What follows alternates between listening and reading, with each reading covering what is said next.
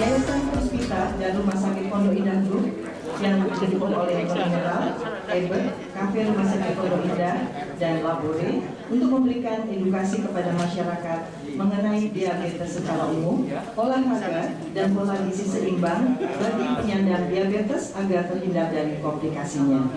Silakan.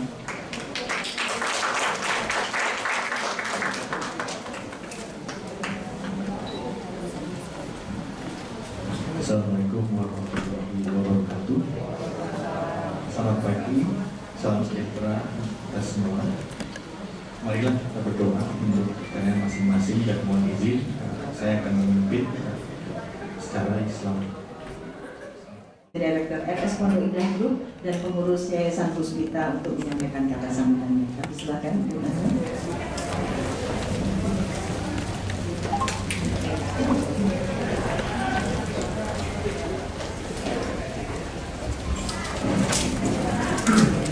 Bismillahirrahmanirrahim. Pertama-tama izinkan saya menyampaikan yang terhormat dari lain berikutnya. Distrik Gubernur Ibu Reni Arfi, Bapak Sejayadi, rekan Pak Distrik Gubernur Bapak Sudarmanto, Ibu hadir, yang Distrik Diabetes Persen Ibu Reni Susanto juga hadir, IPP Ketua Daerah Ibu Solidaramdi, seluruh tim distrik 307A1 dan seluruh Bapak Ibu yang kami hormati. Assalamualaikum warahmatullahi wabarakatuh. Puji syukur tak hentinya saya panjatkan kehadirat Tuhan Yang Maha Esa, sehingga kita sama-sama dapat berkumpul pagi ini untuk mengikuti talk show Cegah Komplikasi Kendalikan Diabetes Sekarang. Kegiatan ini merupakan wujud kepedulian kami Yayasan Puspita, Rumah Sakit Pondok Indah Group, dan Lions Club Jakarta Monas Lapas dalam memberikan edukasi kesehatan terhadap masyarakat. Komplikasi yang disebabkan oleh diabetes dapat menyebabkan berbagai komplikasi serius pada organ-organ penting dalam tubuh, seperti rusaknya pembuluh darah, penyakit jantung, gagal ginjal, kebutaan, dan lain sebagainya. Selain itu, Indonesia juga menempati posisi kelima pada kategori penyandang diabetes terbanyak di dunia. Hal ini tentu menjadi perhatian kami dan menjadi penggerak bagi kami untuk turut berperan serta memberikan edukasi kepada masyarakat terkait pentingnya pengendalian diabetes dalam rangka pencegahan komplikasi.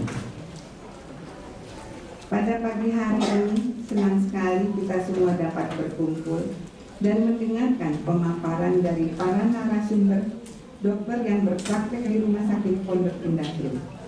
Semoga kegiatan ini dapat bermanfaat dan menambah wawasan kita semua. Demikian yang dapat kami sampaikan.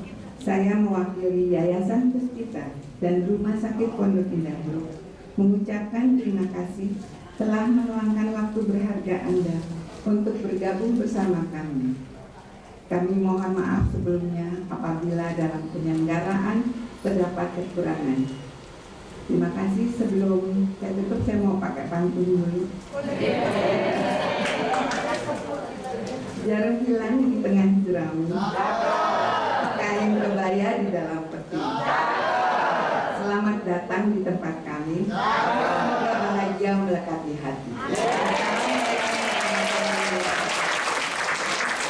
Terima kasih kami sampaikan kepada Lions. 3 kali.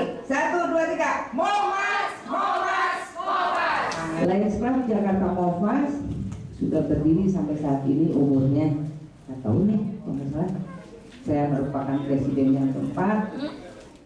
Nah, kemudian ada 5 pilar kegiatan atau pilot project dari Lions Club Jakarta Monas yang tentunya mengacu kepada pilot project dari distrik itu sendiri, yaitu diantaranya adalah ini, diabetes, ya, kemudian penghijauan, kemudian childhood cancer, kemudian Feed the Hunger, Vision, itu lagi, satu, dua, tiga, empat, Feed the Hunger, and Fire.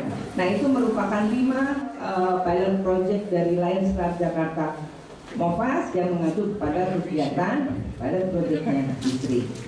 Jadi setiap pilar kita berupaya dalam tanda kutip sebagai social workers yang bernaung di bawah Lions Club distrik. Setiap pilar upaya untuk melakukan semua kegiatan. Nah, kali ini dibantu oleh ibu anak, layan anak, dan ibu anak karena belum juga sebenarnya Movas. Kemudian timnya jajarannya dari pilar diabetes mengadakan kegiatan ini yang seperti kita ketahui merupakan ibunya penyakit ini diabetes. Jadi mudah-mudahan bermanfaat bagi semua.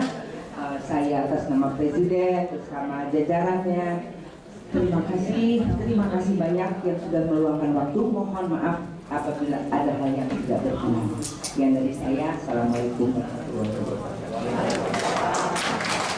Terima kasih kepada Presiden Lions Club Jakarta Movas, Ibu Siska Sudrajat. Selanjutnya, marilah kita ikuti bersama sambutan dari District Governor Lions Club, Ibu Reni Arifin.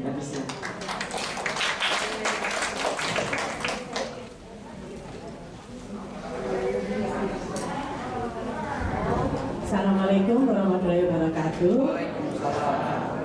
Salam sejahtera untuk kita semua. Terima kasih MC Handal, MC di mana-mana. Juga terima kasih kepada Presiden Siska. Tentunya terima kasih kepada, saya manggilnya Mbak Ana ya, tapi kalau di Lions kita manggil sesama Lions itu Lion Ana. Jadi terima kasih mengadakan acara di sini tentang diabetes. Sedikit menyambung cerita dari Presiden Siska tentang Lions Club. Lions Club itu berada di lebih dari 200 negara dengan jumlah member 1,4 juta seluruh dunia. Di Indonesia sendiri kita ada lebih dari 12 members ya, 12.000 members. Jadi bisa dibayangkan kita ada di mana-mana dari Aceh, Kalimantan sampai ke Jawa Tengah, Timur segala, dan semuanya aktif melakukan berbagai macam kegiatan pengabdian. Jadi seperti yang kita ketahui, diabetes ini tadi kata Presiska adalah ibu dari penyakit dalam tanda kutip yang kurang baik gitu ya, karena memang dengan kalau ada penyakit diabetes itu bisa kemana-mana. Saya sendiri, mertua saya almarhum itu diabetes dulu, jadi saya melihat sekali bagaimana efeknya diabetes terhadap keseharian hidupnya gitu ya. Ibu saya juga ada diabetes, jadi saya lihat sekali itu bisa kemana-mana, nyambung ke mata, ke penglihatan kita jadi terganggu, lalu daya ingat juga terganggu. Yang saya paling sedih lihat adalah daya ingatan itu sangat terganggu. Jadi apabila ada kegiatan informasi juga tentang diabetes, saya rasa itu sangat-sangat bermanfaat untuk kita semua ya. Balik lagi ke Lions Club, saya di sini sebagai, di Indonesia itu ada 4 distrik, A1, A2, B1, B2. Saya tahun ini kebetulan dipercaya untuk menjadi distrik governor dari A1. Nah, kita di Lions Club itu sama dengan pemerintahan di Indonesia ya. Ada presidennya, ada gubernurnya gitu. Gubernurnya satu, presidennya banyak dari berbagai macam klub. Dan fungsi saya sebagai distrik governor adalah untuk membantu dan melayani para presiden. Jadi di sini saya melayani Presiden Siska, Presiden Adit tadi ya dari Hope, lalu di sini juga ada Kalingga. Halo Kalingga. Kalingga tuh home club saya, jadi halo.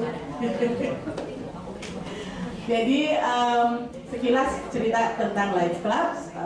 di mana kami banyak melakukan kegiatan pengabdian dan kami harapkan juga tentunya bukan hanya Lions Club yang bisa mendapatkan manfaat dari kegiatan-kegiatan seperti ini. Tentunya kita juga membantu dan mengharapkan bisa membantu masyarakat luas gitu. Jadi sekian, wassalamualaikum warahmatullahi wabarakatuh.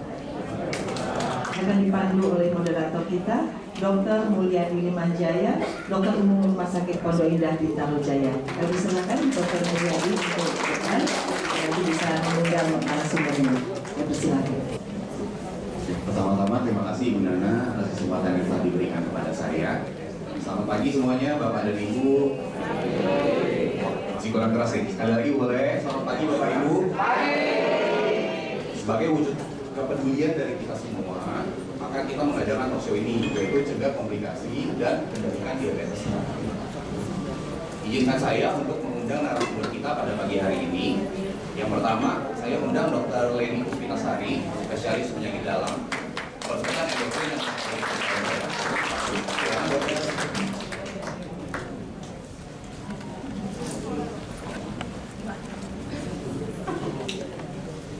Kemudian narasumber kita yang kedua adalah Dr. Antonius Andi Kurniawan, spesialis kedokteran olahraga. Dan narasumber kita yang ketiga, Dr. Diana Suganda, Magister Kesehatan, spesialis gizi klinik.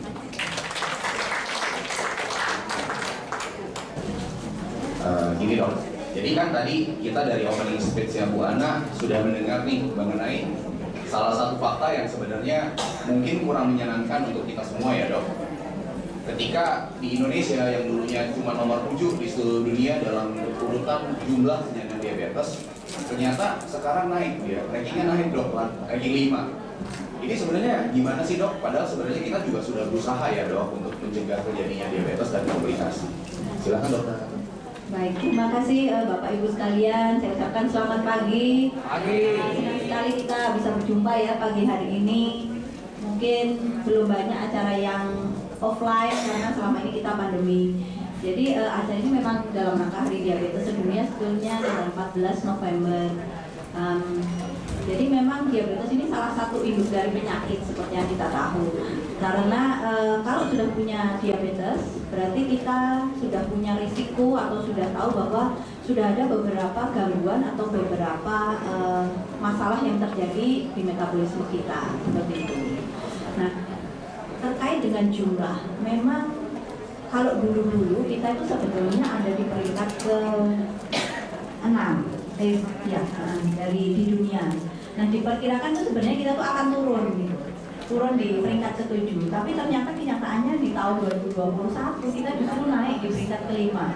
Nah, ini sebetulnya kurang menggembirakan. Ya, kita mungkin bertanya kepada diri sendiri kenapa ya kok bisa naik. Tetapi mungkin yang bisa menjelaskan satu ya, epidemi dari kegemukan sebetulnya.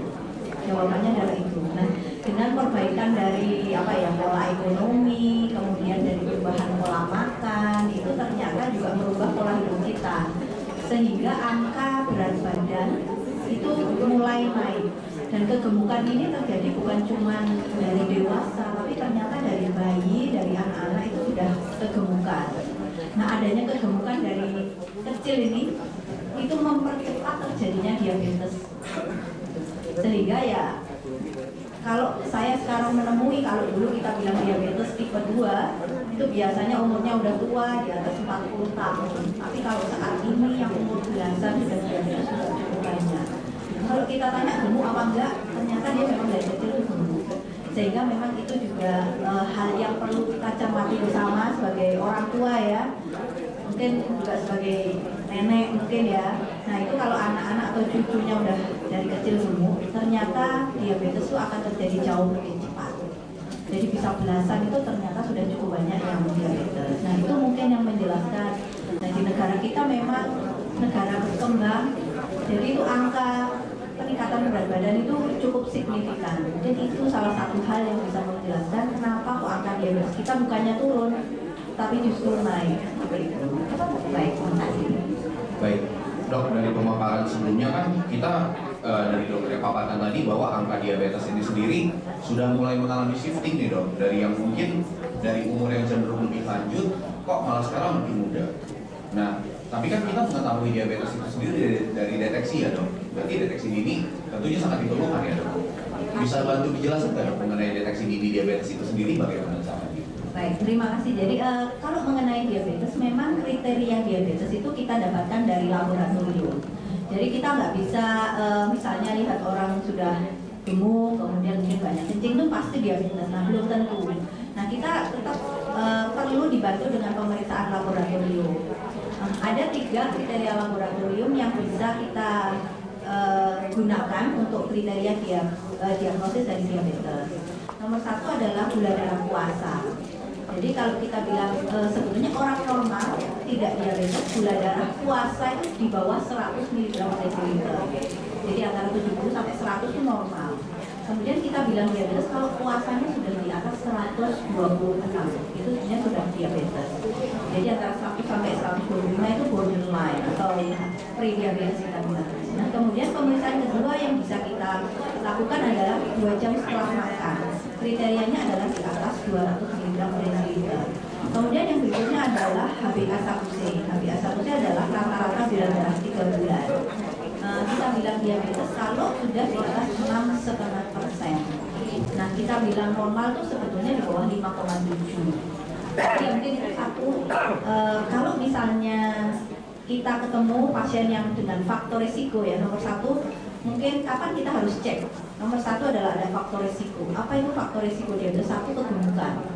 Kalau misalnya dari kecil udah gemuk, ya berarti harus cek at least mungkin 2 tahun sekali kalau masih kecil. Kalau misalnya sudah di atas 20 tahun, nah tapi kalau misalnya kita bilang obes di atas 30 BMI-nya, maka mungkin setiap tahun harus cek.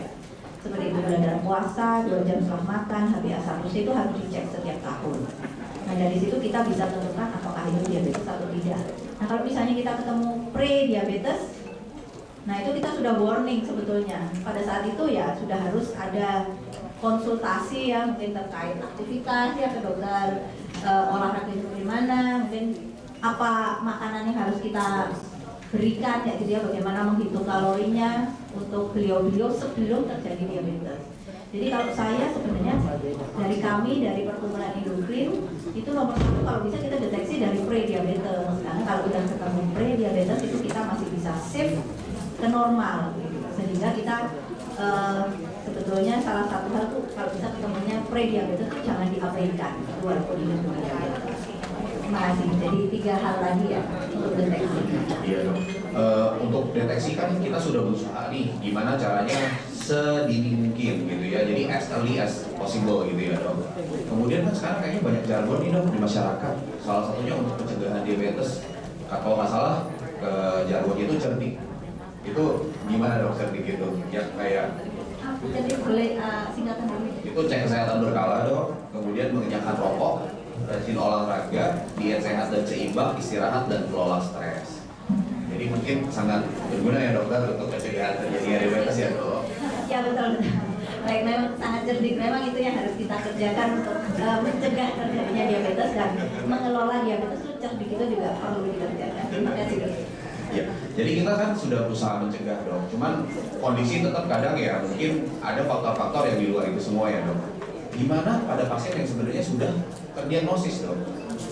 Kalau sudah terdiagnosis, ada nggak ya cara untuk membantu mengendalikannya? Karena kan mungkin kita semua sudah mengetahui bahwa diabetes ini katanya tidak bisa disembuhkan, tapi bisa dikontrol. Cara mengendalikannya bagaimana dok? Jadi memang satu ya kita pengennya mencegah nih kalau bisa ketahuan sebelum diabetes sudah tahu ada faktor resiko ya, faktor resiko di antara 1 keluarga, kemudian kegemukan, kurang aktivitas fisik, kolesterol tinggi, ada hipertensi yang sudah mulai, nah itu sudah faktor resiko. Nah itu kita sudah melakukan sesuatu lah supaya tidak terjadi diabetes. Nah kalau sudah diabetes, sebetulnya kita bilang ada 5 pilar untuk memperbaiki diabetes. Nomor 1 adalah edukasi sebetulnya. Nomor 1 ya seperti yang kita kerjakan hari ini termasuk edukasi. Jadi 1 kita mengenal dulu apa sih itu diabetes, apa sih kenapa kita harus khawatir dengan gula darah yang tinggi walaupun tidak ada rasa apa-apa, walaupun tidak ada keluhan, kenapa kok kita tetap harus manage. Nah itu kita harus tahu. Nah itu cara yang nomor 1 adalah edukasi. Jadi kita memahami apa itu diabetes dan apa manfaat dan risiko gitu ya kalau kena diabetes. Kemudian yang berikutnya pola makan. Kemudian yang ketiga adalah olahraga. Nanti mungkin beliau berdua yang lebih ahli ya soal pola makan tuh harus idealnya bagaimana, olahraganya bagaimana. Nah, yang keempat baru obat. Jadi sebenarnya obat itu bukan nomor satu. Gitu. Kemudian yang kelima adalah monitoring. Jadi monitoring ini adalah cek gula darah secara rutin ke laboratorium, termasuk cek HbA1c dan kemudian mungkin kolesterol, ginjal dan faktor-faktor lainnya yang terkait secara berkala. Dan selain itu ada pemeriksaan gula darah sesaat yang memang harus dikerjakan di rumah seperti itu. Itu juga monitoring yang harus dikerjakan. Jadi 5 pilar ini bekerja bersama. Jadi tidak bisa orang diabetes itu hanya mengandalkan obat, tetapi makan dan olahraga itu sangat penting untuk bisa mengontrol gula darah. Terima kasih. Baik, terima kasih dokter. Nah, jadi mungkin kita sudah mendengar bahwa penata laksanaan diabetes sendiri tidak dimulai dari obat, melainkan mungkin dari gaya hidup. Mungkin sekarang kita akan membahas mengenai pola makan nih dengan Dokter Diana yang ahli gizi dan nutrisi. Dok, jadi gimana nih dok sebenarnya pola makan yang baik untuk penyandang atau penderita diabetes dok agar jangan sampai mengalami komplikasi dan gula darahnya bisa terkontrol? Terima kasih pertanyaannya Dr. Mulyadi. Sebelum saya menjawab, saya mau menyapa dulu ya Bapak Ibu semua yang ada di sini. Selamat pagi. Pagi. Masih semangat. Sekali lagi boleh semangat pagi. Ini berarti kayaknya nggak ada yang di mobil ini ya udah. Nggak ada yang kurang nih gula darahnya karena semangat, seger dan kayaknya konsentrasi nih mendengarkan pembicaraan kita pagi ini. Oke, saya mau nanya dulu. Boleh nggak di-share ya dari Bapak Ibu semua, pernah nggak dengar tentang fakta dan mitos nih ya tentang apa sih orang diabetes tuh nggak boleh makan ini, dok apa taunya nih begini-begini, boleh nggak? Biar kita interaktif aja nih ya, ada yang mau bantu saya? Silakan Bapak. Namanya boleh dan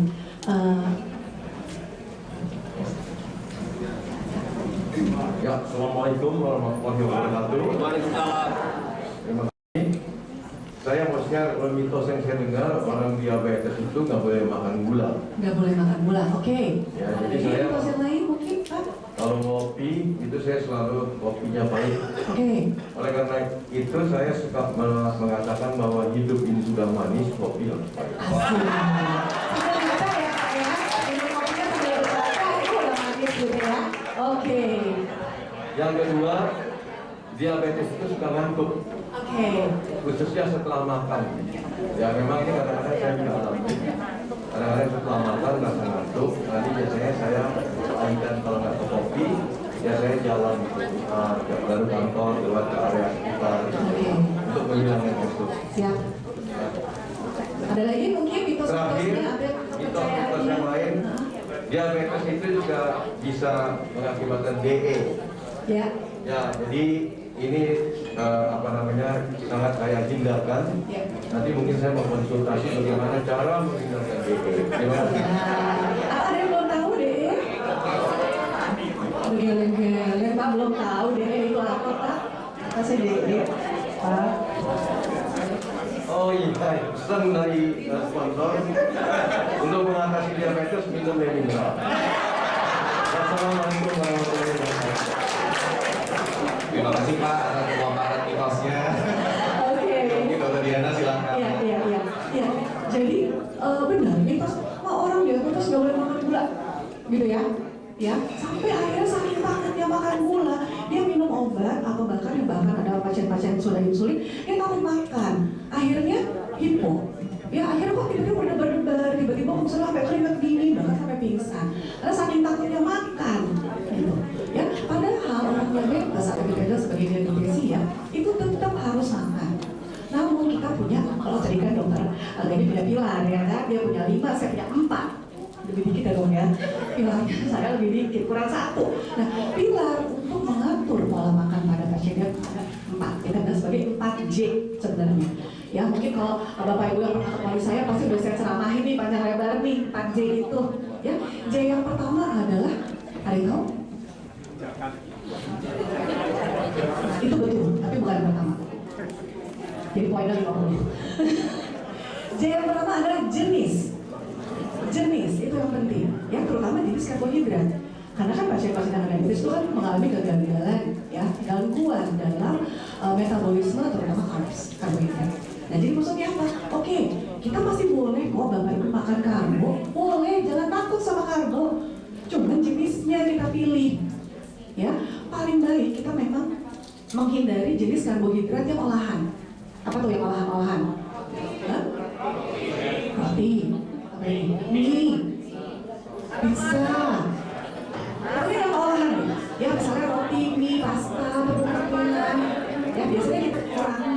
Kalau memang belum bisa Bapak Ibu hindari, ya udah porsinya kurangi dulu, gitu. Ya, sangat catat luar biasa dokter Mun. Luar biasa, catat baik Pak. Nanti disebarkan, viralkan yang bagus-bagus. Ya, jadi jenis karbohidrat olahan itu sebaiknya memang kita hindari. Ya, roti, pasta, tepung-tepungan. Nanti mungkin ada excuse sedikit, oke lah, tapi nanti kita atur. Ya, nah kita pilih lebih kepada karbohidrat yang alami. Jadi mending apa? Mending nasi sekalian, nggak apa-apa. Jadi jangan takut. Dok, saya udah nggak makan nasi loh, tapi gula darah saya kok tinggi terus. Loh, Ibu makan apa?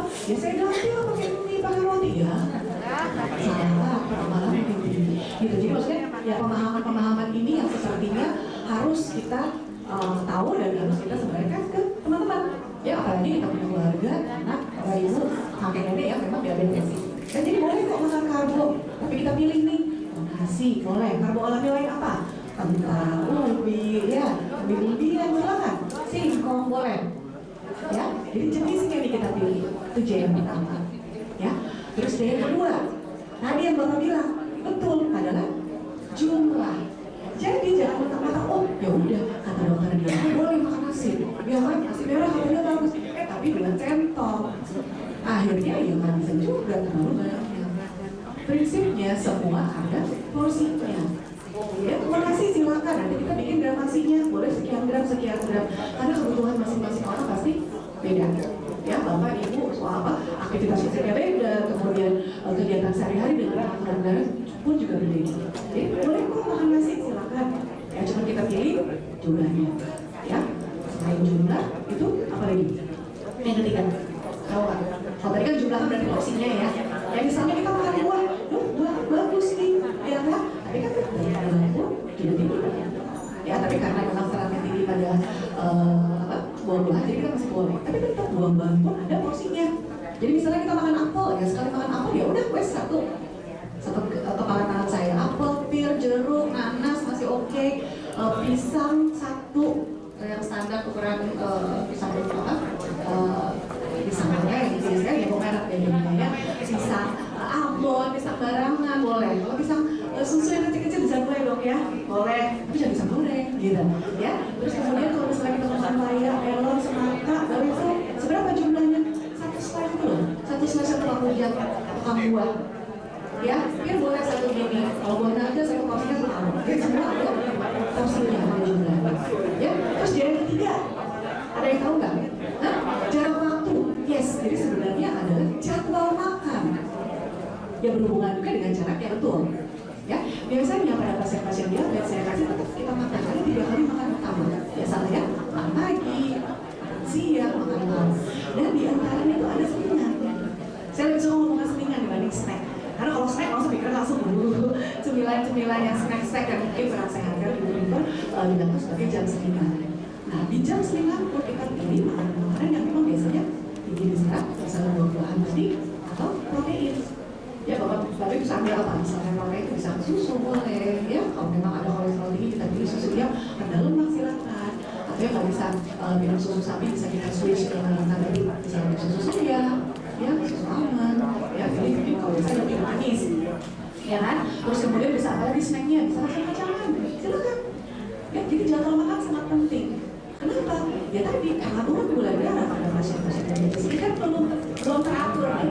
Ya, ada banyak pasien-pasien saya suka, ini saya udah makannya diatur, tapi kok masih suka hipo ya dok? Hipo itu biasa gejala-gejalanya karena benar-benar ya dok ya, keringat sampai blackout. Ya karena jam makannya dia tentunya jauh. Saking sibuknya nih misalnya makan pagi, ini kosong lama, gitu ya, baru makan lagi jam 2, jam 3 baru sempat. Nggak boleh. Ya prinsipnya pada pasien diabetes ini jadwal makan harus teratur. Lapar nggak lapar, begitu sudah jamnya makan, Anda wajib makan. Itu prinsipnya. Ya tadi, makan itu penting. Terus yang keempat, Ya tadi yang pertama apa? Jenis, nice. Yang kedua, jumlah, nice. Yang ketiga, jadwal makan. Yang keempat ini yang terakhir ini juga penting. Ini adalah jurus masak. Apa yang dimakan itu juga penting. Cara kita memasaknya. Ya, ayam Anda goreng dengan ayam Anda bikin pepes atau misalnya bikin kuah-kuah sop ayam, ya pasti ada kalornya pasti akan berbeda. Biasanya pada pasien-pasien diabetes yang masih belum bisa mengatur berat badan segala macam, untuk proses memasak seperti goreng, saya akan hindari. Ya, proses masak yang menggunakan santan dengan lemak jenuh yang tinggi, saya hindari. Ya, jadi cara masak pun juga bisa diatur. Ya, Anda bisa masak, jangan mindsetnya dulu, berarti makanannya harus semua. Ya, aduh tersiksa, enggak kok, bisa ditumis pakai bumbu-bumbu silakan. Ya, Anda mau bikin pepes, mau dipanggang, mau bikin bumbu-bumbu kuah-kuah bening silakan. Ya, jadi untuk kita enjoy, makan tetap harus enak. Supaya apa? Ya bisa jalanin terus, jadi nggak tersiksa. Gitu. Ya, 4 pilar utama yang benar-benar harus dijalankan, dilakukan terus menerus. Jadi bukan selama selama bulan badan saya bagus aja sampai tercapai, misalnya harga satu saya belum terkontrol, nanti harga satu saya terkontrol terus saya bebas lagi makan, ya nggak bisa. Karena kan yang utama justru terjadi lifestyle changes atau perubahan pola hidup kita, gitu. Ya, mudah-mudahan cukup menjelaskan ya dokter ya. Kayaknya cukup lengkap banget ya dari dokter Diana ya. Tapi mungkin satu hal yang saya tangkap yang paling penting sebenarnya sustainability-nya ya dok ya. Gimana caranya supaya para penyandang diabetes ini bisa mengubah cara hidup secara permanen. Betul. Dan kalau soal boleh saya tambahkan dong, yang namanya mengubah lifestyle itu kan nggak kayak kita balik tangan ya. Bapak Ibu udah umur misalnya 40-50 baru terdeteksi, atau misalnya 30-40 baru terdeteksi. Ya kan sudah sekian puluh tahun pola hidup kita demikian. Ya, mengubahnya pasti butuh waktu. Intinya apa? Ya komitmen. Ya, konsisten, disiplin, supaya apa? Ya supaya gue lebih bisa terkontrol. Pokoknya goalnya itu dulu, supaya ini tidak merusak organ-organ, karena kan target organ yang datang. Biasanya saya bilang sih, ya, saya bilang, oke, kalau misalnya gula darah tidak terkontrol, apa target organ yang pertama bisa kena? Macam-macam loh. Ya, gini, mata, segala macam. Nah, kita sedang mencegah supaya target organ DBC ini nggak ada. Jadi kan harus diatur terus. Terus sampai kapan dok saya makan begini? Loh, belum ngerti nih berarti nih. Ditanya berapa bulan dok saya bilang, oh belum ngerti nih berarti. Sampai kapan Bapak Ibu? Seumur hidup sampai Tuhan kasih usia menurut saya. Ya dong, karena kan Anda lagi mengatur lifestyle. Jadi ya udah makan enak. Bumbu-bumbu kasih nggak apa-apa, cuma balik lagi porsi, balik lagi jam makan, sehingga Anda bisa menjalankannya lebih enjoy. Jadi tadi dokter mau bilang sustainable bisa dijalankan secara berkelanjutan. Gitu ya. Mungkin juga kalau sebenarnya sudah sustainable bisa menghindari yang ditakutkan tadi ya dok, DE gitu.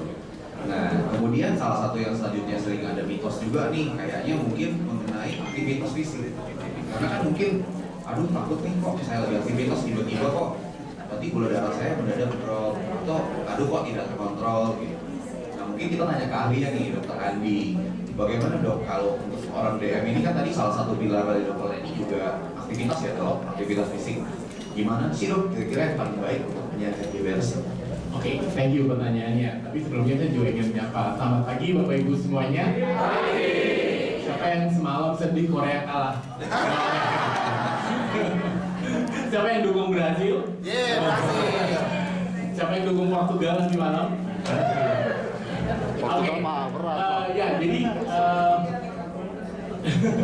jadi kalau kita bicara diabetes, salah satu faktor risikonya tadi adalah sebelum kita bicara tentang aktivitas fisiknya bagaimana, salah satu faktor risikonya tadi kalau dokter ini menyebutkan obesitas, salah satu faktor risikonya adalah kurang aktivitas fisik atau sedentary lifestyle gitu.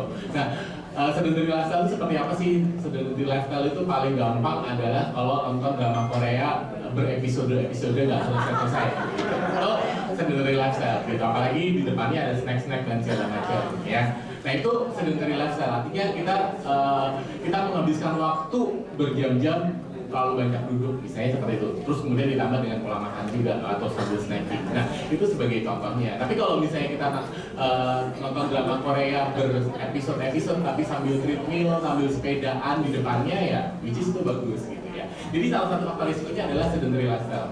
Itu yang pertama. Terus kemudian yang kedua, peran olahraga atau aktivitas fisik buat penderita diabetes atau untuk mencegah diabetes itu sangat penting. Kenapa? Karena ketika kita berolahraga, glukosanya akan dipakai gitu. Jadi kadar glukosa dalam darah kita pasti akan terkontrol.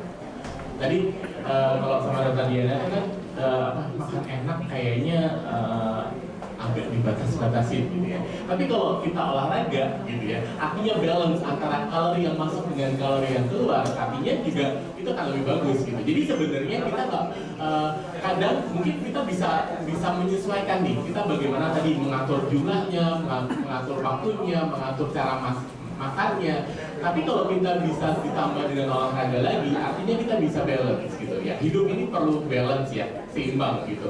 Kalau lebih banyak yang masuk, kita belanja terus gitu ya, tapi nggak ada penghasilan juga, akhirnya loss juga gitu kan. Nah, sama seperti dengan balance kalori gitu. Jadi manfaatnya adalah olahraga itu bisa mengkontrol kadar gula darah. Tapi juga ketika kita berolahraga itu bisa mengaktifkan sensitivitas, meningkatkan sensitivitas dari insulin. Jadi ternyata fungsi insulinnya itu diperbaiki gitu. Jadi manfaatnya tuh sangat bagus sekali gitu. Gitu dong kira-kira. Jadi yang penting balance ya dok ya. Balance. Jadi kalau seandainya itu bisa sebenarnya penyandang diabetes ini hidup juga tidak menderita gitu ya. Makan nggak usah dibatas-batasin mesti rebusan gitu ya. Dan dengan adanya aktivitas fisik yang tepat, ujung-ujungnya mungkin jumlah kalori juga kita bisa diatur dalam jumlah ya dok. Tapi kalau seandainya gitu jenis olahraganya apa? Oke, nah kalau kita bicara jenis olahraga sebenarnya untuk berbagai macam penyakit itu kan kategori olahraga itu ada 3 ya. Yang pertama adalah kardio. Kardio itu jalan, jogging, atau sepeda, atau berenang gitu. Jalan itu juga bisa jalan santai, jalan cepat, jalan pokoknya jenis jalan apa saja itu baik gitu ya. Yang nggak baik adalah jalanin aja. Jalanin aja dulu, jangan ya. Apa namanya, mau jalan cepat, yang paling bagus jalan cepat. Jalan cepat itu intensitasnya, kalau kita bicara kardio, jadi ada banyak pertanyaan nih, kalau jalan-jalan ke mall itu olahraga nggak ya, kardio nggak ya, gitu, aerobik nggak ya, gitu. Nah, olahraga yang bersifat kardio itu adalah olahraga yang meningkatkan heart rate dan meningkatkan pernafasannya, gitu. Jadi kalau bapak ibu ke mall, keliling-keliling, terus naik terus jalan dan segala macam ya, itu kardio juga, gitu. Tapi kalau ke mallnya berhenti, belanja, lihat-lihat, terus makan, terus kemudian makan es krim, minum dan segala macam ya, itu bukan olahraga, gitu ya. Nah, olahraganya kardio. Nah, kardio itu berapa sih? Sebenarnya rekomendasinya itu cukup 30 menit setiap hari, 5 kali dalam seminggu. Nah, olahraga yang jenis yang kedua itu adalah olahraga kekuatan otot, latihan kekuatan otot. Nah, untuk penderita diabetes, penelitian mengatakan yang aerobik ditambah dengan latihan kekuatan otot itu jauh lebih bagus, glukosa darahnya lebih terkontrol. Dan yang mungkin yang belum terkena diabetes juga bisa lebih mencegah dari diabetes. Terus kemudian yang ketiga adalah latihan peregangan atau latihan stretching. Yang ini sebenarnya nggak boleh dilupakan karena latihan stretching ini penting buat supaya ototnya nggak kaku, supaya nggak sakit, nggak nyeri. Itu adalah latihan stretching gitu. Jadi jenis 3 olahraga inilah yang sebenarnya harus dilakukan untuk penderita diabetes. Jadi kalau seandainya ini dari jenis olahraganya kan kita udah tahu dok dengan intensitas tertentu ya dok berarti ya. Tapi kalau seandainya kita melihat batasan-batasan seperti itu, berarti sebenarnya ada do's and don'ts-nya nggak sih dok untuk penderita diabetes dok? Oke, ya. Bagaimana untuk penderita diabetes do and don'ts-nya ya? Yang pertama adalah waspadai hipoglikemi. Tadi dokter Eni sama dokter Diana sudah menyampaikan ya. Kalau penderita diabetes biasanya ada obat kan, obat diabetesnya ataupun suntikan insulin. Perhatikan waktunya gitu. Jadi kita jangan olahraga pada saat kerja. Jadi kalau misalnya kita diberikan obat sama dokter itu tanya, ini kerja obatnya ini kapan? Puncaknya kapan? Jadi kalau kita misalnya kerja insulinnya itu puncaknya kapan? Jadi kita jangan berolahraga pada saat obat itu bekerja pada puncaknya. Nanti akan menyebabkan hipoglikemi gitu. Nah biasanya beberapa tips itu mengatakan bahwa kita tuh bergerak setelah kita makan gitu. Jadi setelah makan tuh jangan justru habis makan tuh jangan duduk aja, tapi kita bergerak gitu, bergerak untuk melakukan aktivitas fisik supaya tadi makanan yang kita makan itu berkurang kadar gula darahnya gitu. Nah, terus kemudian dokter Diana tadi menyampaikan kita jangan biasanya kan kalau paling sering terjadi mitos-mitos itu adalah saya diabetes, saya skip makan gitu, saya nggak makan pagi, terus kemudian saya nggak makan malam karena itu bikin gemuk dan segala macam. Justru kalau kita skip makan pagi, makan siangnya itu banyak banget over kalori gitu. Nah, yang harus kita lakukan adalah kita jangan sampai berolahraga pada saat lapar, perut kosong atau kita nggak makan. Jadi nanti yang terjadi setelah olahraga kita akan makannya banyak, jadi over kalori, kadar gula darahnya akan tinggi sekali gitu. Nah, penting buat kita tanya ke dokter Diana tadi itu kuliner sehat itu seperti apa, snack sehat, healthy snack. Jadi kalau kita mau olahraga, misalnya kita olahraga jam 11, sebaiknya jam 10 itu kita snacking sehat dulu gitu. Snacking sehat itu seperti apa? Kalau saya pisang tapi dikasih es krim, banana split. Oh enggak ya? Mungkin nanya ke beliau, jangan nanya ke saya ya. Sama karamel saus gitu, terus kemudian ada jadi satu slice gitu. Jadi snack sehat seperti apa? Jadi penting banget buat kita, snack sehat itu penting supaya apa? Supaya Bapak Ibu semua nggak kelaparan. Kalau kita kelaparan terus kita olahraga itu makannya pasti overeating, pasti over kalori gitu. Jadi makanya penting tadi mengatur jam-jamnya itu penting untuk olahraga, menghindari hipoglikemi dan juga menghindari hiperglikemi tadi gitu dok. Nah jadi soal olahraganya mungkin udah tadi kita udah bahas gitu ya. Cuman ada satu yang cukup menarik nih dok, yang kadang sering banget kita lupa kalau olahraga. Habis olahraga ya udah biasa kan kalau sana sepedaan nongkrong ya makan. Stretching itu gimana sih dok? Penting nggak sih dok sebenarnya untuk cedera? Pentingnya kayak banget. Pentingnya pakai banget. Jadi stretching itu kalau kita rajin stretching itu yang namanya sakit leher, sakit bahu, sakit pinggang gitu tuh kalau kita rajin stretching itu semuanya bisa kelar sebenarnya gitu. Dan juga mencegah cedera olahraga pasti ya dong. Jadi bisa ketemu sama dokter Andi di bawah kalau tidak. Nanti kita praktekin ya, nanti setelah kita diskusi kita praktekin ya. Kemudian kita kembali lagi nih mungkin ke dokter Leni ya dok. Kan tadi kita udah membahas mengenai pencegahan melalui perubahan pola makan, perubahan berusaha untuk meningkatkan aktivitas fisik. Tapi kan komplikasi dari diabetes ini sendiri sebenarnya sangat luas dok, ya kan? Kira-kira ada nggak ya dok cara lain untuk mencegah komplikasi dengan seandainya nih kita udah benar-benar maksimal dok, udah menjaga pola makan maksimal, olahraga juga udah maksimal, tapi kok rasanya gula darah masih tetap nggak terkontrol gitu dok? Kira-kira gitu. Jadi memang mengontrol gula darah itu gampang-gampang susah. Dari pasien-pasien yang ditemui ya, pasien-pasien yang bisa merubah gaya hidup itu memang jauh lebih berhasil gitu untuk mengontrol gula darah. Nah memang dengan bertambahnya usia, karena memang apa ya, mungkin gaya hidupnya lebih sulit untuk berubah. Nah itu jadi biasanya agak lebih sulit untuk tambah, tapi bukan berarti nggak bisa.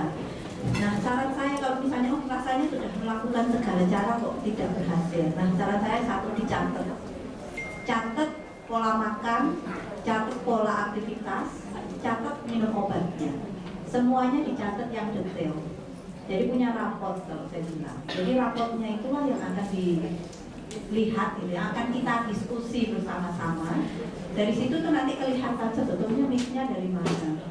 Nah kalau saya selama ini ya pasien diabetes terutama yang berat badannya lebih dan sulit terkontrol biasanya suka ngomong sama saya, dok saya ini nggak pernah makan tapi gula darah saya tinggi. Nah selalu bilang nggak makan, terus bilang saya padahal sudah nggak makan nasi. Nah tadi dokter Diana sudah bilang sebetulnya karbo itu bukan cuma soal nasi, tapi karbohidrat olahan itu sebetulnya lebih jahat dan lebih naikkan gula darah. Jadi kadang-kadang memang kita harus apa ya, lebih terbuka. Artinya terbuka kepada diri sendiri ya sebagai diabetisi ya, sebagai orang yang menderita diabetes, dan juga kepada dokternya. Jadi kita evaluasi sama-sama. Biasanya ya kita tidak usah ngejar lah benar atau tidak. Udah gini aja Pak, sekarang bikin dulu catatan minimal 1 minggu, tapi biasanya kadang-kadang saya minta 2 minggu. Pokoknya Bapak catat aja apa yang Bapak kerjakan setiap hari. Nah mereka-mereka yang mau mengerjakan itu biasanya lebih bagus juga karena kita jadi tahu gitu missnya itu di mana. Jadi kita diskusi sama-sama. Kemudian memang pengecekan gula darah yang semakin sering itu juga semakin bagus. Kadang-kadang itu kita evaluasi diri sendiri deh. Udah Pak, pokoknya Bapak habis makan atau misalnya gitu saya suka nyuruh sebelum makan siang gitu. Pak, pokoknya setiap kali mau makan Bapak cek aja gula darahnya. Jadi dia cek gula darah sebelum makan siang, itu menunjukkan apa yang sudah dimakan dari pagi sampai sebelum makan siang itu. Nah dari situ beliau akan evaluasi sendiri gitu. Untuk kalau saya makan kayak gini nih, gula darah saya 200 loh. Tapi kalau saya makannya kayaknya sama sih dok, ini nasi sama ayam. Cuma ini yang ini masaknya ayam goreng, yang ini ayamnya steam. Yang saya steam gulanya 100 sekian, berarti saya kalau makan nasi yang lebih bagus. Nah beliau jadi bisa mengevaluasi diri sendiri. Nah itulah perlunya. Kalau misalnya kayaknya mantep banget, nggak bisa bagus-bagus. Nah itu memang pencatatan itu tadi, evaluasi bersama itu sangat penting. Dan dari situ juga kami sebagai dokter juga bisa menilai gitu. Kira-kira missnya di gula darah puasa atau gula darah setelah makan. Terus kira-kira yang tergabung sebelah mana gitu. Jadi semua itu ada solusinya. Yang penting kita mau sama-sama evaluasi. Seperti itu sih. Jadi kan sebenarnya ini semua adalah usaha kita untuk mencegah terjadinya komplikasi ya dok.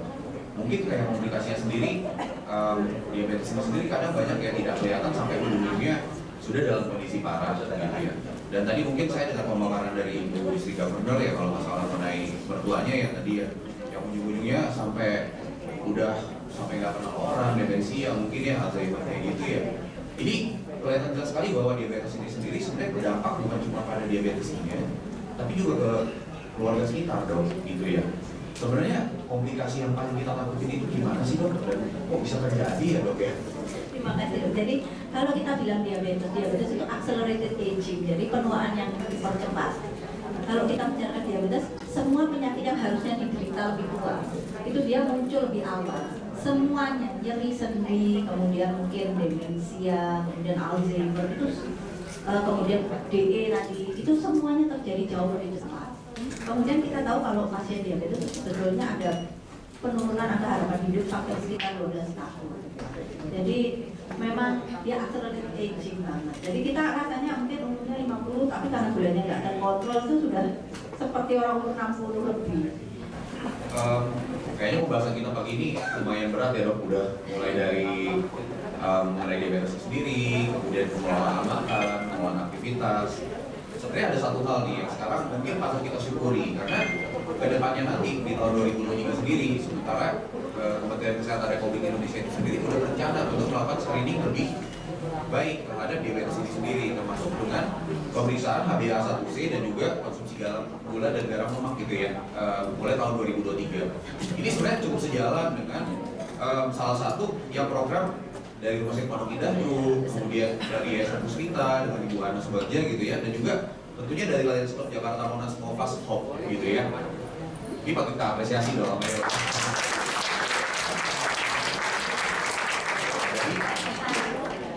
Tujuannya gimana? Tujuannya kayak supaya kita bisa lebih cepat melakukan screening, lebih cepat ketahuan, tentunya juga terapinya juga nantinya akan lebih cepat dan lebih tepat. Tadi kata dokter Leni yang sebisa mungkin kalau masih pre-diabetes kita udah bisa menangani gitu. Jangan sampai jatuh ke diabetes atau malah sudah mengalami komplikasi. Saya rasa sesi diskusinya kita cukup sampai di sini dulu ya dok. Saya izin dulu nih untuk membuka sesi tanya jawab. Jadi sesi tanya jawab dari Bapak dan Ibu sekalian. Tadi kalau seandainya bertanya mungkin akan mendapatkan hadiah dari sponsor dari Mineral sampai 1 bulan ke depan katanya. Ya, saya buka pertanyaannya dulu ya, nanti akan dibantu oleh Mbak Fia untuk memberikan hasil. Dokter Mulyadi untuk 5 penanya ya. Oh iya, untuk 5 penanya. Ya, dari Selamat pagi. Ya, Saya ada 2 pertanyaan. Yang pertama untuk dokter ini, apa betul Bu diabetes itu genetik, artinya turunan? Jadi kalau orang tuanya menderita diabetes atau anaknya juga bisa potensi terkena atau generasi bawahnya? Itu yang pertama. Genetik itu mitos apa betul? Untuk dokter Diana, saya mau tanya pendapat dokter mengenai diet-diet yang ada sekarang ini.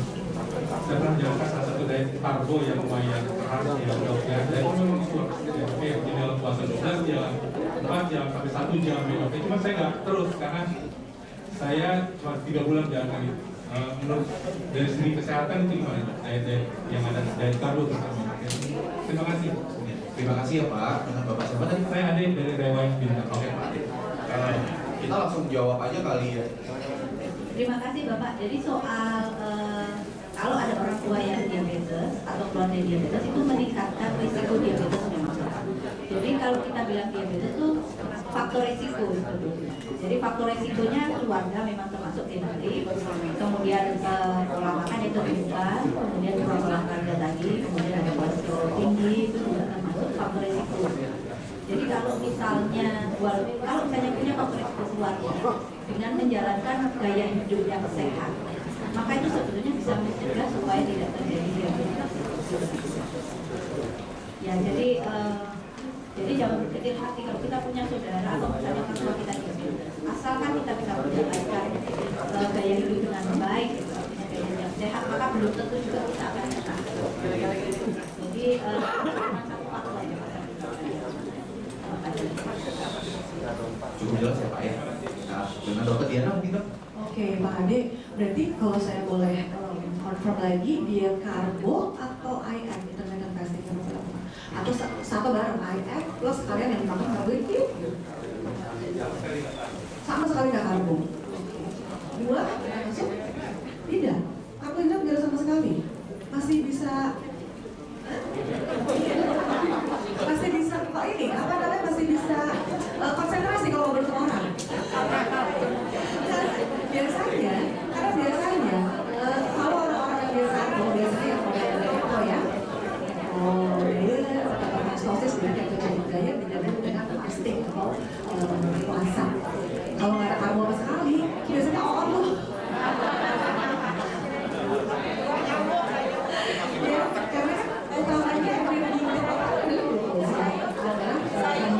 jadi kalau misalnya pasti ada masuk, kalau misalnya nah kalau Bapak tanya banyak banget diet kekinian ya dari zaman dulu sampai sekarang tiap masa tuh ada dietnya. Mungkin Bapak pernah dengar ada Atkins diet lah, salvage diet, cabbage diet, ya cabbage soup makanya cuma cabbage doang.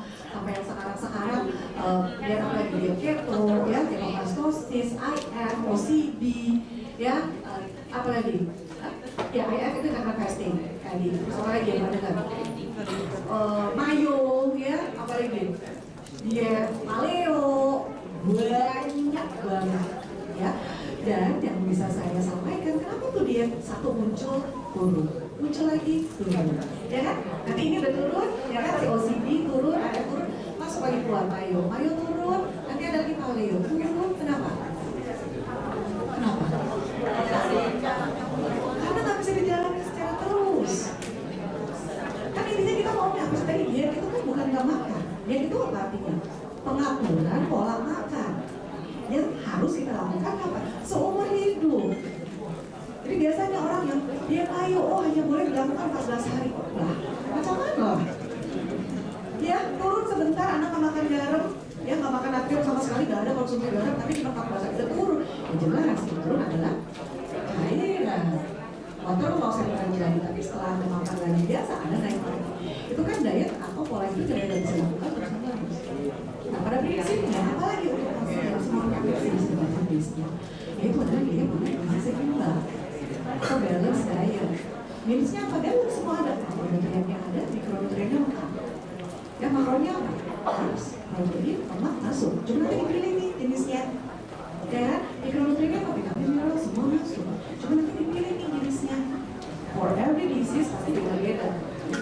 For every single person juga custom. Ya dia tetap dia kan bisa dilakukan sampai Tuhan panggil istilahnya ya, sampai seumur hidup kita adalah dia gizi seimbang. Cuman bedanya apa? Oh ya buat apa kalorinya sekian, buat ibu kalorinya sekian, buat ibu kalorinya sekian, proteinnya sekian. Karena kondisi orang beda-beda ya. Ada orang misalnya diabetes, sama diabetes, ya yang satu tapi sudah komplikasi ke yang lain. Akhirnya nanti kebutuhan protein juga akan kita sesuaikan, kita turunin. Jadi tetap prinsip besarnya balance diet. Tapi custom ya, oke. Bilang ya, there is no one single diet that fit for everyone. Jadi kayak itu menjahit ya dok ya. Kayak kita menjahit kan custom, semua ukuran-ukuran nih. Jadi mungkin saya mau bantu Dokter Diana, yang penting bukan ekstrimnya ya dok, tapi bisa dijalankan. Karena kalau misalnya makin ekstrim juga nggak dijalanin sama juga bohong ya dok. Oke. Pak Ade cukup jelas ya. Oh iya, silakan Ibu pertanyaan yang kedua. Ada Pak di sini ya Pak Ade. Dan terima kasih bagus sekali paparannya. Nama saya Cinta. Ingin menanyakan mengenai, ini agak mirip dengan pertanyaan Bapak mengenai generasi. Jadi saya dari sebelum usia 40 itu saya malah jarang rendah, terus tidak ada darah tinggi. Terus begitu masuk di usia 40 ke 45 itu penyakit-penyakit degeneratif dari ayah saya, dari ibu saya, ayah saya itu mulai bermunculan. Jadi ayah saya meninggal juga karena diabetes, tapi gejalanya itu sampai usia 85. Jadi luka di kakinya itu tidak bisa disembuhkan sehingga harus amputasi ya. Nah ibu saya juga baru meninggal tahun lalu, tapi berbeda gejalanya, tidak ada luka itu, tapi tadi seperti ini, jadi mulai demensia, halusinasi seperti itu. Jadi dan sekarang saya baru operasi katarak di rumah sakit Pondok Indah di Pondok Indah ya. Jadi memang ada matanya sudah mulai kabur gitu, lalu di operasi katarak waktu lalu. Nah ini sekarang saya minum obat yang katanya harus seumur hidup gitu. Nah ya, memang saya berusaha tadi, bukan hal yang mudah ya, ini memang harus tahu ya. Kemarin saya coba ada sepeda statis itu, saya jadi gabungan baju gitu. Akhirnya saya coba baru 10 menit sudah. Jadi ini memang memulai. Jadi saya ingin menanyakan kira-kira banyak sekali kayak yang saya amputasi, saya sendiri amputasi. Ibu saya itu sampai demensia. Jadi itu sebenarnya ciri-ciri si diabetes itu semua penyakit atau bagaimana sih sebenarnya? Terima kasih. Mungkin ini mengenai komplikasi, enaknya dijawab dokter Leni ya dok ya. Silakan dokter. Jadi ya seperti saya bilang tadi juga waktu sambutan juga disebutkan, jadi ya itu sebenarnya induk dari penyakit tuh. Jadi kalau kita sudah gula darahnya naik lebih dari nilai yang yang disarankan, sebetulnya patokan dari diagnosis diabetes dan pre-diabetes itu ditentukan pada saat itu bukan berdasarkan kadar gula darah orang umum seperti hasil yang biasanya, tetapi kenapa diambil set point itu ternyata karena pada nilai gula darah sekian itu sudah mulai terjadi gangguan metabolisme. Jadi kalau kita bilang gula darah puasa di atas 100 itu sebetulnya sudah mulai ada pembuluh darahnya, itu sudah mulai ada tipis-tipis penumpukan lemak itu sudah mulai terjadi. Di atas 126 itu dia plaknya udah kayak setengah irreversible. Jadi memang set point dari diabetes itu agak berbeda. Begitu kita sudah sampai di titik segitu, itu sebetulnya jalan komplikasi dalam karena itulah deteksi dini itu kita sudah harus kerjakan. Nah, pada saat gula darah segitu tuh kita nggak berasa apa-apa, makanya itu harus cek lab, harus medical check, harus cek lab, harus ke lab, cek puasa, makan, kebiasaan itu memang terjadi. Nah, memang komplikasi yang terjadi pada tiap orang itu tidak sama. Ada yang komplikasinya terjadinya pembuluh darah besar, misalnya serangan jantung, ada yang cenderung ke pembuluh darah kecil, misalnya gangguan mata yang tidak atau di ginjal, seperti itu. Ada yang cenderung saraf, sebutan baal yang terjadi. Jadi memang tiap orang itu tidak sama komplikasi yang muncul pada dia. Tapi semuanya bisa terjadi. Dan memang sudah itu gula darah sudah mulai naik, itu sudah mulai numpuk-numpuk. Makanya nggak berarti kalau misalnya dulunya gula darahnya tinggi terus berasa misalnya udah mulai kesemutan, habis itu dia strike sangat bagus, nggak berarti langsung bisa hilang komplikasinya, karena tumpukan yang sudah sekian tahun itu tidak serta-merta hilang dengan perbaikan gula darah saat itu kayak gitu. Jadi tumpukan yang lama itulah yang menimbulkan masalah. Karena itu ya satu deteksi dini lah, pokoknya harus begitu ketahuan gula darahnya tinggi, ayo kita sama-sama berusaha supaya nggak sampai terjadi komplikasi. Jadi kalau mungkin pada kasusnya ibu, nenek sama ibu sendiri berbeda komunikasi, yaitu memang ya, mungkin terjadi karena memang berbeda tiap generasi. Kemudian kan kita bisa bilang gaya hidup orang zaman dulu yang middle sama mungkin anak zaman sekarang itu berbeda, sehingga itu juga menimbulkan apa ya, komunikasi dan kontrol pembelajaran yang berbeda tiap generasi. Dan saya tadi sebenarnya tertarik dengan aja tadi. Nah, beliau tadi bilang 10 menit sudah ngos-ngosan. Nah, mungkin ini juga PR ya, misalnya pasien-pasien yang lain itu mereka kan gemuk, kemudian yang terutama yang masih muda, dia sebetulnya kalau dari segi olahraga itu kita sebetulnya harus naikkan intensitas itu seperti apa rekomendasinya? Oke, kalau biasa yang saya sering terapkan dan ini it works gitu ya, adalah kalau saya harus pedaan yang 30 menit atau treadmill 30 menit, yang ada cuma sekali, habis itu nggak lagi gitu. Nah, yang pertama kali mau bikin itu apa? Hidup aktif dulu gitu. Jadi biasanya saya sarankan untuk mereka pakai activity tracker. Jadi sekarang kalau mau jam itu yang ada step countingnya gitu. Nanti dikatakan jangan banyak duduk, jangan nonton drama Korea dan segala macam. Terus kita harus ngitungin duduknya berapa lama. Kalau kita pakai step counting, kita misalnya punya target 10.000 langkah setiap hari. Mungkin di awal 6.000 dulu. Itu gampang, kita duduk, terus kemudian sore jam 12, kok saya baru 2.000 ya, saya jalan gitu. Terus kemudian jam 3, kok saya baru 5.000, saya harus jalan lagi gitu. Jadi sebelum tidur ya saya harus kalau bisa biasa 10.000 atau 7.000. Jadi kita membiasakan diri dulu untuk banyak bergerak dulu. Karena dengan kita banyak bergerak, banyak berjalan, itu tadi kalorinya juga terbakar gitu. Jadi mungkin itu dulu, itu target yang pertama. Setelah kita sudah coba lagi 1 bulan 2 bulan baru coba treadmill, jalan pagi, itu pasti akan ngerasa 30 menit, 30 menit itu enteng gitu, itu gampang banget. Ini mungkin kalau seandainya sering dikatakan itu adalah start low to slow gitu ya dok ya. Kita mulai dari low, tapi slow aja, yang penting ada jalan. Mungkin untuk pertanyaan terakhir ya dari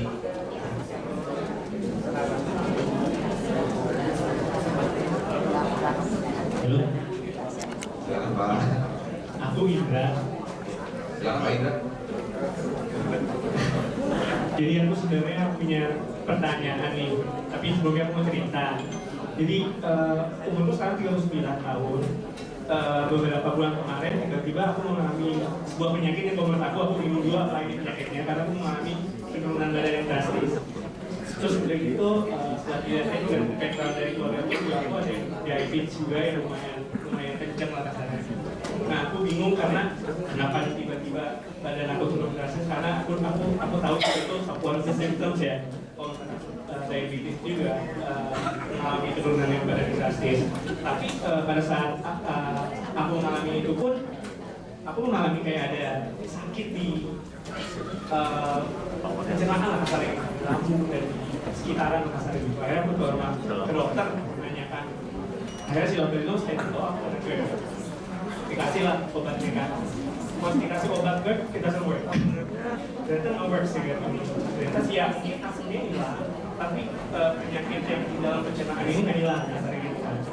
Udah akhirnya aku USG lah, abdominal ya kalau saya cek segala macam, ternyata oke, dicek kalau aku kena radang lambung. Nah, tapi dari situ aku nggak dapat jawaban juga kenapa aku bisa kena radang lambung kan. Jadi aku coba berpikir apakah ini adalah simptom dari diabetes juga, karena pada saat itu juga aku langsung jadi medical check up juga kan. Dan lumayan sih, gula aku juga lumayan tinggi, dari 200-an itu setelah makan, dan puasanya udah sekitar 100-an. Yang which is aku juga pernah mengalami yang lebih parah, tapi yang aku diolahragain, pola makan sehat segala macam, ini drops down. Tapi sekarang kok aku mengalami lagi nih, nah aku cuma mau bertanya, kenapa nih ya gara-garanya, apakah ini one of the pre-diabetic yang aku sedang alami sehingga bisa kena lambungnya khusus, or memang dari khusus ke lambung yang sehingga bisa bikin anxiety di badan, yang akhirnya aku bisa tinggi juga gulanya. Jadi itu sih yang aku mau nanyain. Thank you. Silakan dokter. Mungkin ke dokter Lemi ya. Terima kasih. Jadi memang dengan berjalannya usia itu sebetulnya metabolisme kita berubah. Jadi kalau pertama kali kita gula darahnya tinggi, sebetulnya fungsi pankreas kita masih sempurna. Sehingga mungkin kita dengan berubah gaya hidup, olahraga kayak gitu ya, jadi kerja insulinnya jadi bagus, akan balik lagi. Nah tapi di situ ada residual, ada namanya residual hyperglycemia yang terjadi. Jadi gangguan metabolisme karena gula darah tinggi. Dan dengan berjalannya usia itu residual itu jadi lebih sulit untuk diatasi. Makanya mungkin waktu dulu masih muda, gula darahnya lebih tinggi, perbaiki metabolisme, perbaiki gaya hidup, dalam waktu singkat sudah baik. Nah, tapi kalau tidak dipertahankan, ya nanti dia kan itu lagi kayak gitu. Nah, setelah berjalan usia dia jadi tambah lebih sulit untuk diperbaiki karena berikutnya fungsi pankreasnya sudah mulai turun. Kemudian insulin resistensinya sudah mulai menetap seperti itu. Makanya mungkin sekarang kena lagi jadi lebih sulit untuk mengatasi atau menurunkan gula darahnya. Kemudian terkait dengan penurunan berat badan yang drastis itu sebenarnya banyak sekali faktor penyebabnya. Termasuk ini mungkin ya kan saya nggak tahu ya, mungkin ada gangguan di pencernaan. Gangguan pencernaan yang menyebabkan berat badan turun banyak. Bisa jadi salah satunya ada radang di saluran pencernaan. Nah, saran saya itu harus diperiksa lebih jelas. Saran saya bikin, rokok, entah dari atas, entah dari bawah, untuk melihat apakah ada radang di situ. Sehingga mungkin itu memerlukan konsultasi dengan ahli lain ya, ahli gastro untuk kita melihat. Kemudian kalau terkait memang ini suatu GERD atau gastritis, itu juga harus diatur juga pola makannya. Tapi bukan berarti pola makan.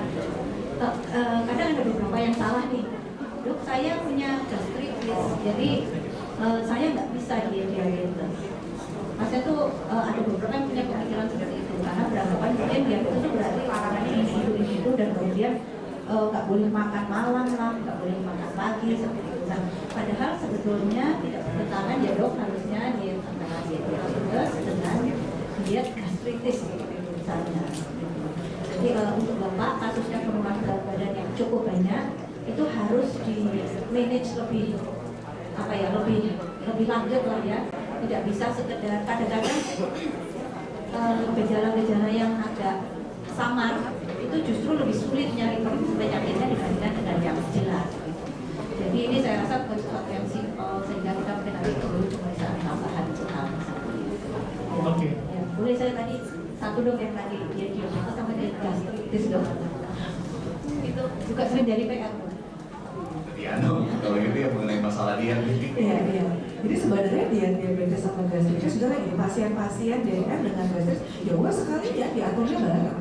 Karena kan pasien-pasien GERD, gastritis tuh PR-nya satu. Ya justru harus makan. Cuma makanya diatur tadi. Ya biasanya saya anjurkan small but frequent meals. Ini sedikit-sedikit sesuai dengan jadwal makan tadi. Kita bisa 5-6 kali jam makannya. Cuman apa yang dimakan? Kita ada pantangan-pantangannya, apa yang nggak boleh. Biasanya memang tadi karbohidrat kita hindari, ya kan? Kita makan ya. Jadi jangan mindset, oke orang gastritis harus makan bubur terus ya. Makan nasi tim aja sampai beletak-beletak. Sampai bosan juga. Tapi kita hindari. Makanan-makanan kira-kira mungkin mengiritasi lambung, ya kan? Makanan-makanan atau minuman seperti kafein yang merangsang produksi asam lambung. Atau misalnya udah sampai GERD, kan berarti kan klepnya kan, ada makanan-makanan juga yang memang merangsang klepnya itu lebih bisa reflux, jadi kita hindari. Sampai kita kerjaan terus bisa. Nah kalau saya sejalan dengan pemerintah, cari dulu nih apakah memang benar nih yang sekarang, jadi kan berarti yang sekarang terjadi tidak seimbang antara indeks dengan kebutuhan. Ini gitu ya. Ini aku makannya banyak kok, aku udah makannya, tapi di satu sisi badan Anda sedang metabolisme meningkat. Dan tadi infeksi bisa, masalah hormonal bisa banget, gula tadi bisa banget, ada masalah pencernaan bisa banget. Jadi cara dulu penyebabnya. Jangan asal ya udah aku makan banyak aja, jadi kayak kita ngisi tapi akhirnya bolong. Cuma itu tapi jangan ke penuh. Jadi kan cari dulu bolongnya di mana. Oh mungkin ternyata metabolisme aku yang meningkat karena misalnya ada masalah paru, ada masalah-masalah infeksi paru yang membuat metabolisme kita 1,5 sampai 2 kali lipat. Jadi Anda makan sama, tapi kita banyak yang turun berarti.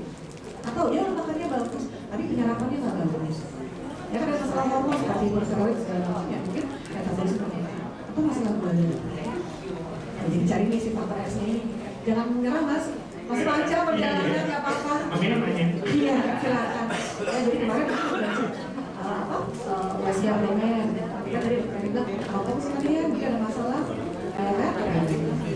Jadi biasanya kita akan nyari differential diagnosis. Oh ini enggak, cek lagi yang ini, oh cek ini. Oke, thank you guys. Mungkin untuk pertanyaan terakhir ya.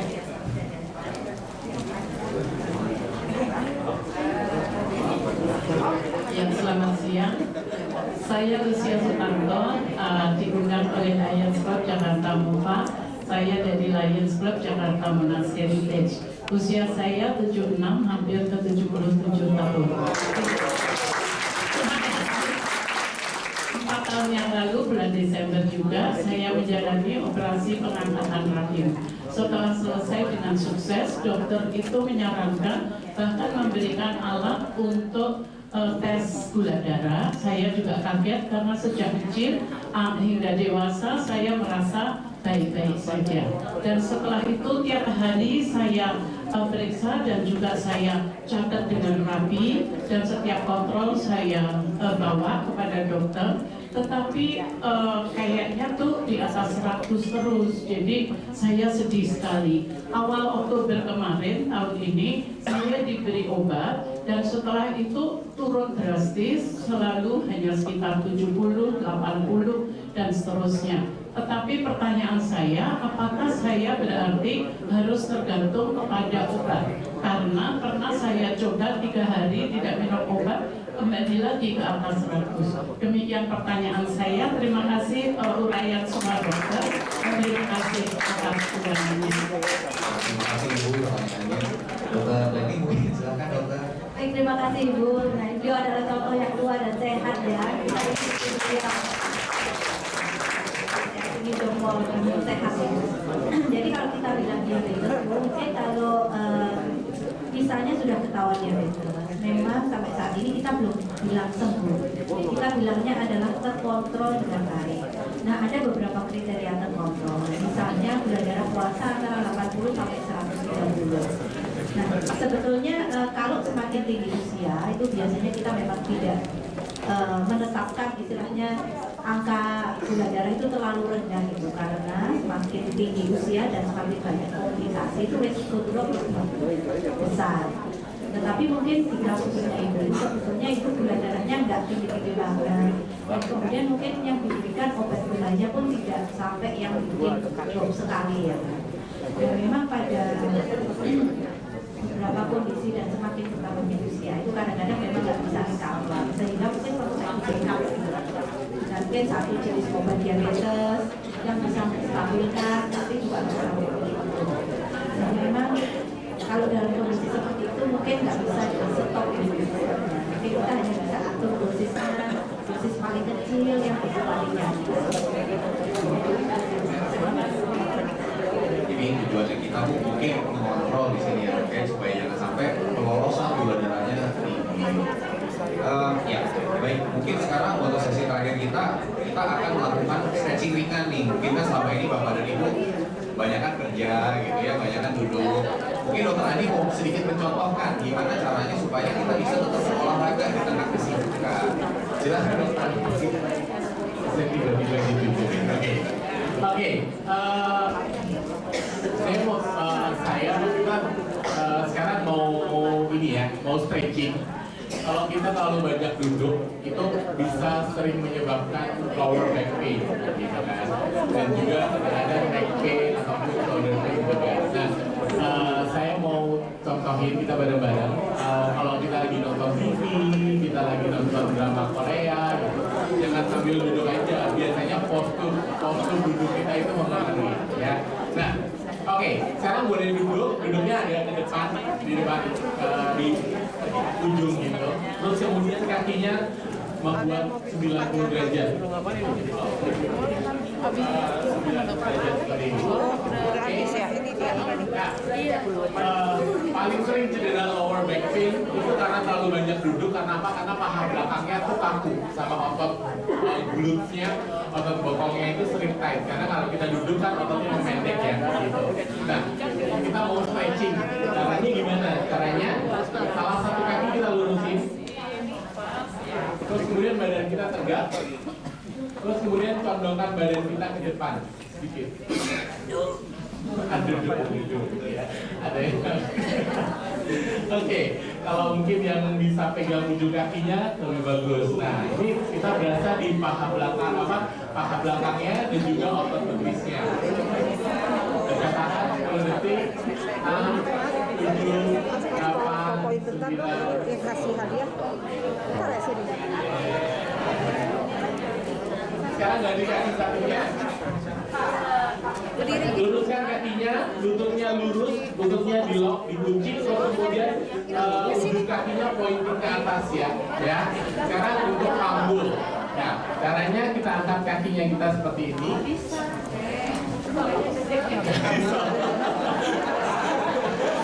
Oke, tangan kita tahan lutut kita supaya dia sejajar. Badan kita tetap tegak. Terus kemudian kita condongkan badan kita ke depan. Ya, kalau tadi berasa paha belakangnya, sekarang kita berasa glutes-nya, bokongnya, ya. 6, 7, 8, 9, 10. Oke, jadi kalau sambil meeting, meetingnya mungkin boleh 2 jam, 3 jam, nggak apa-apa, bisa stretching, bisa supaya nggak overhead ya. Oke, sekarang dari kaki satunya bisa. Terus kemudian dirasain juga kanan sama kiri mana yang lebih kaku ya, gitu. Jadi kalau kanan saya lebih kaku ya, berarti kita harus stretchingnya lebih lama, gitu ya. Oke? Siap, mulai. 1, 2, 3, 4, 5, 6, 7, 8, 9, 10.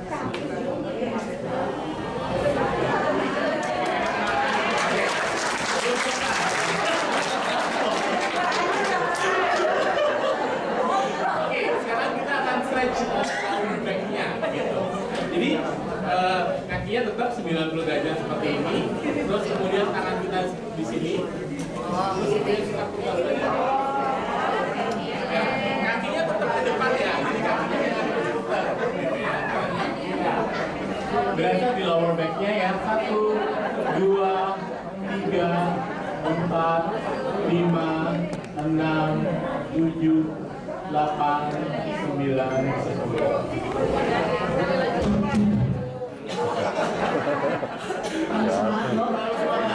Dokter Diana terlalu ringan ini, biasanya dia zumba gitu. Jadi ada stretching semuanya proses. Oke, sekarang ganti. 2, 3, 4, 5, 6, 7, 8, 9, 10.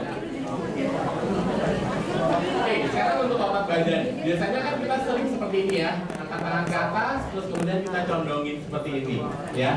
Oke, sekarang tetap tangan kita di samping seperti ini, angkat tangan kita ke atas. Tapi sebelumnya kita raih bintang di langit dulu, baru kita condongkan. 1, 2, 3, 4, 5, 6, 7, 8, 9, 10.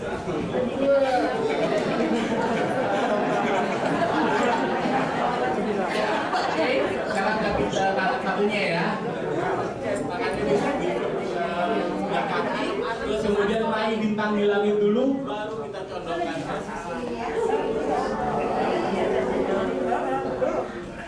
Boleh condongin. 8, 9, 10.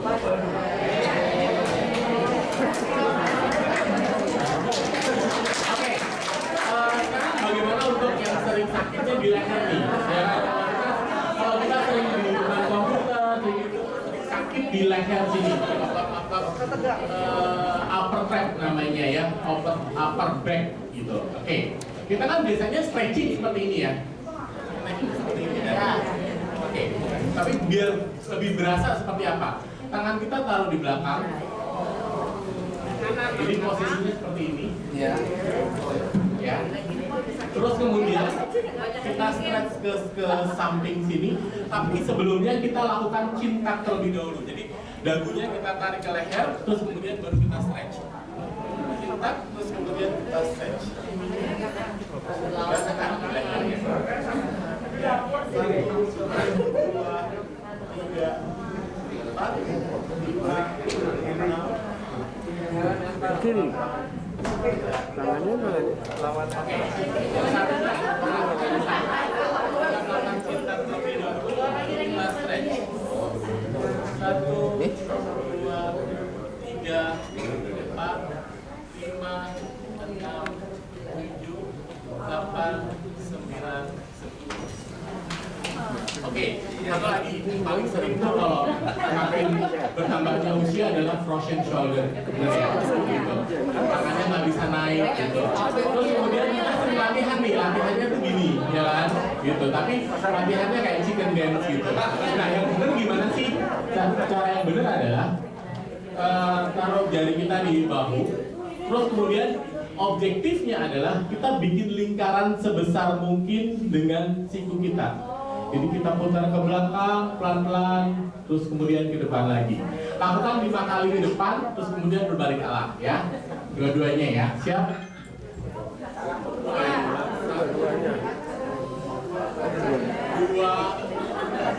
Di belakang rasakan tulang belakangnya dia menyatu. Kalau bisa sampai belakang. 3. Belakang sampai tulang belakangnya berasa bersatu. 4. 5. Terus kemudian balik satunya lagi ke belakang. 1, 2. Kalau yang bunyi kretek-kretek 3, 4. Artinya kurang stretching, namanya kurang 9, 10. Oke.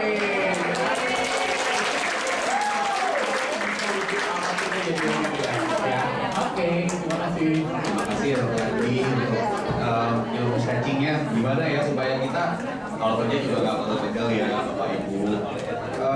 Mungkin karena keterbatasan waktu kita sesi diskusinya sampai di sini saja dulu. Cuman kalau seandainya nanti mau diskusi kayaknya Dr. Leni, Dr. Diana, Dr. Adi siap diskusi bareng ya. Ya mungkin saya mewakili Dr. Leni, Dr. Diana, dan Dr. Andi ingin mengucapkan terima kasih atas atensi dan juga antusiasme dari semoga apa yang kita dengarkan hari ini, apa yang kita lihat, apa yang kita pelajari bisa menjadi suatu bekal kita untuk mengubah gaya hidup menjadi lebih sehat dan juga mencegah terjadinya komplikasi dari diabetes ini sendiri. Mungkin sekian dari saya mohon maaf kalau ada kesalahan dari kita. Saya akan kembalikan lagi acaranya ke Bu Nana. Terima kasih, selamat siang.